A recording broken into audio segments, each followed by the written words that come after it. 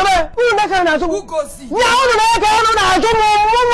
Then I look at the mother better than me. Only the way I can. Who make an answer?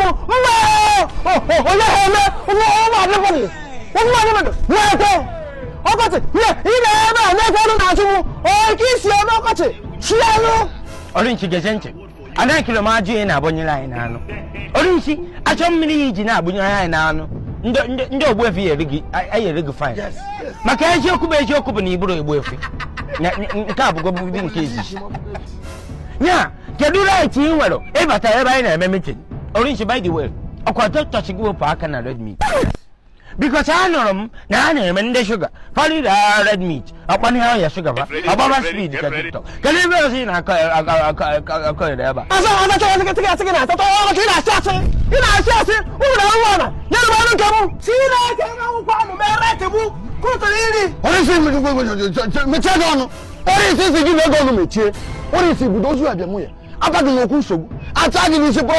a Ever na hoge baby brefi. We don't know how to run in this family. Let me tell you, we the elders of this family, we have concluded that this meat will not eat it. Every gata no, everyone na begini. Yada, njokoya. Asikina se. Orisi mention the word get away. Iwo ye matije. Orisi yo get about. Yeri ko monyi matije. Orisi mna na bomba ke ben na nwuro ko na area for na Allah na ibu bara to common na man kete. Uko ma shiru ban na nwuro. Hebe ba. Yai na masaje. Gidan ga bogla yaja. I'm so what? Fuck you. Tell me now. Who I say you're lying. Fuck you there. And yo. What is going on here? It's okay.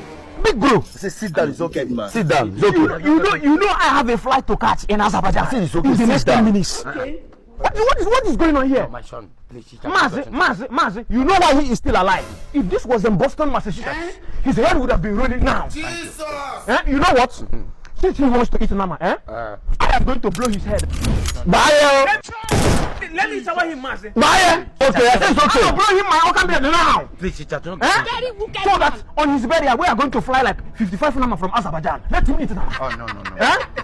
Mazi, please. I respect you, Mazi. Please, thank you. Look at my gray hair. Please. How many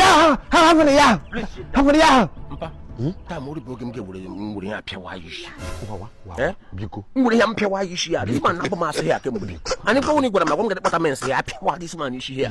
Biko. Onkopo. Biko. Mazorisi. Omakanu. Come and sit down, sir. Okuya. Come and sit down, sir. Nah, thank you. Thank you for standing for injustice, okay? Thank you. Don't be corrupt like that. Don't come close to me, please. Yeah, get out. So, yeah, thank you. Hello, DPO.